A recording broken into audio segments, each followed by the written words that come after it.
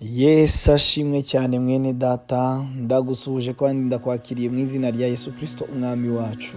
Ni umwanya wacu mwiza Youth Time Revival, urubyiruko n'igihe cy'ububyutse, kubaho ku bwami bw'Imana mu bwami bw'isi. Igisobanuro cy'ububyutse gikomeye cyane dukomeje gushakiramo ibisubizo by'ibibazo bitandukanye. Hanyuma rero uyu munsi tugiye kuganira ijambo ry'Imana rivuga ngo reka imbaraga z'Imana zigaragare mu busore bwawe.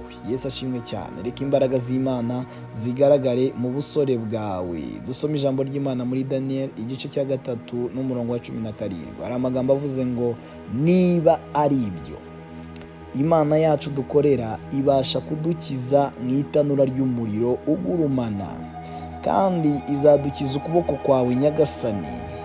Umurongo wa 18, ariko naho itadukiza Nyagasani, umenye ko tutari bukorera imana zawe, haba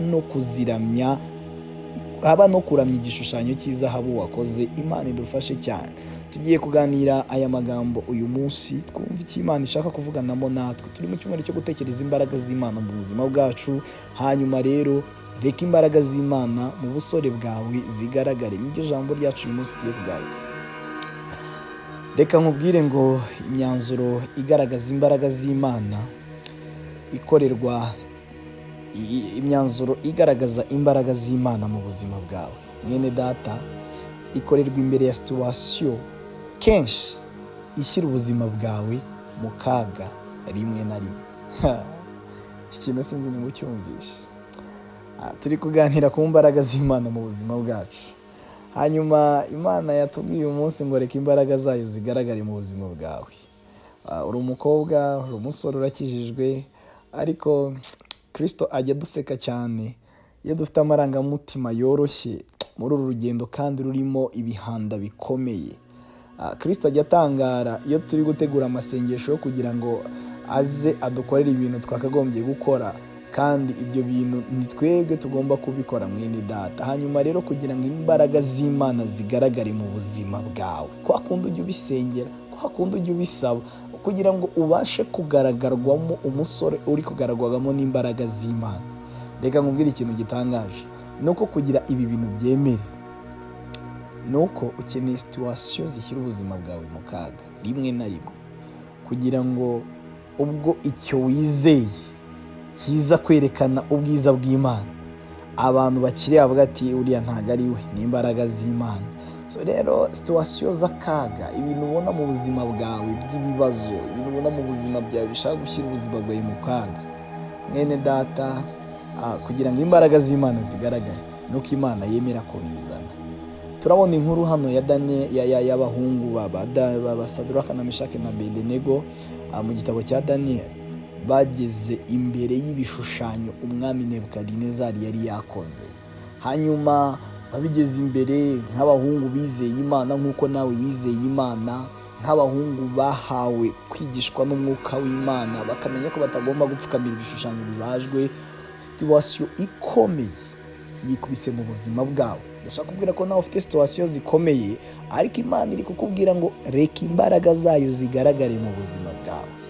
Ntabwo byakundaga ko aba bahungu bamaze kumenya Imana kandi bashaka kubaho ubuzima bwo kugaragarwamo n'imbaraga z'Imana, bo bararira ibishushanyo. Niko nawe bikumereye, niko nawe biri kukugendekera.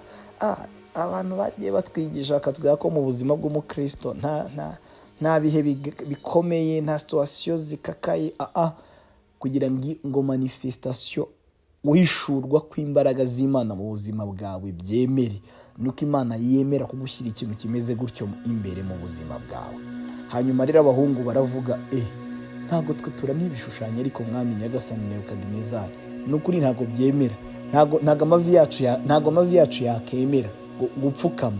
Amavi yacu yabwiwe ko atajya apfukamira ibindi b'Imana.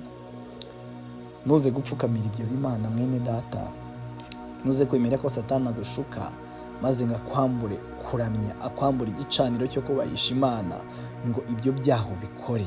Abahungu baranga. Imbere ya situwasiyo zikomeye mu buzima bwacu niho twerekana imbaraga z'Imana zikorera muri twebwe. Hanyuma abahungu baravuga, uzi ikintu gitangaje, byageze aho barinda kubashyira mu muriro. Uzi ikintu gitangaje nuko nawe ibingibi bishobora kukugeza ahantu ushyirwa muri ibyo bigeragezo bitandukanye ubona imbere yawe, ariko Imana iri kuvugana ngo iki n'abagenti b'ububyutse. Abagenti b'ububyutse baravuga ngo ibyo ntabwo ari cyo kibazo. Ikibazo ni uko dukora iby'Imana idashaka kuruta kujya mu kaga ko kwanga gukora iby'Imana ishaka. Reka nkubwire, emera, Yesu ashimwe cyane, ako kaga winjiyemo kubera ko wanze gukora iby'Imana yanga. Haleluya. Reka imbaraga z'Imana zigaragare mu busore bwawe. Zizagaragara ryari? Muri ako kaga urimo. Abahungu bageze mu muriro nk'uko nawe uri kugera bimwe mu bibazo bitandukanye, hanyuma ariko basanga Imana mu muriro. Mwene data, nubwo ubona bigoye, nubwo ubona biruhanije, nubwo ubona igihe kigoye, nubwo ubona uri mu muriro, ariko Imana ishimwe kuko utapfuye. Imana ishimwe ko wageze mu muriro ugakomeza ukabaho, tukaba tukikubona. Shima Imana cyane. Hanyuma mu kanya gatoya rero umwami aratangara cyane. Niyo mpamvu abantu bagiye gutangara cyane, kuko wageze mu kaga ariko uracyariho, wageze muri situation zikomeye ariko uracyariho. Nta kintu gitangaje rero Imana kuba uri mu kaga. Nagira ngo ukomeze umutima. Imana yagiraga dukomeze uyu mutima, bitubwire ngo kugira ngo imbaraga zayo zigaragare mu buzima bwacu nuko tugera no mu kaga ariko tukabaho. Mwene data, akaga rero tuzakabona, intambara zizagumaho, ariko hamwe n'ibyo byose aho ngaho niho imbaraga z'Imana zigaragarira. Mu gitondo bwakeye umwami avuga ngo musenge Imana ya Saduraka na Meshaki na Abedenego.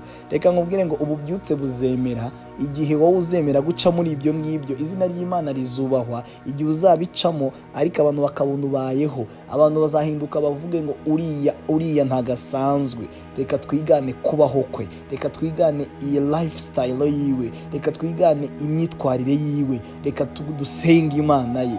Ububyutse buzemera ari uko abera, abajene. Ni ryari abajene bagenzi bacu bazatangira guhinduka bakamera nk'uko Imana ishaka? Ni igihe bazabona mu buzima bwawe akaga ugacamo ariko ukagacamo ugakomeza ukabaho. Yesu ashimwe cyane. Ububyutse rero ni ibitambo Imana iri kudusaba kugira ngo twemere kubitanga, hanyuma nitumara kubitanga bizane ishusho nzima muri sosiyete y'abari biteguye ko tugiye guseba. Ihangane rero, komera umutima. Youth time revival, urubyiruko n'igihe cy'ububyutse birashoboka cyane. Yewe mwene data, komera umutima mu bigeragezo urimo. Umenye neza ko imbaraga z'Imana zizemera ari uko uciye mu bigeragezo kandi ntibikwice, ahubwo ukabivanamo ishimwe ry'Imana. Munsi w'umugisha, Yesu agumane nawe. Imbaraga z'Imana zigaragare mu buzima bwawe, kandi ukomere umutima, ntucogore. Kristo muri kumwe. Amen.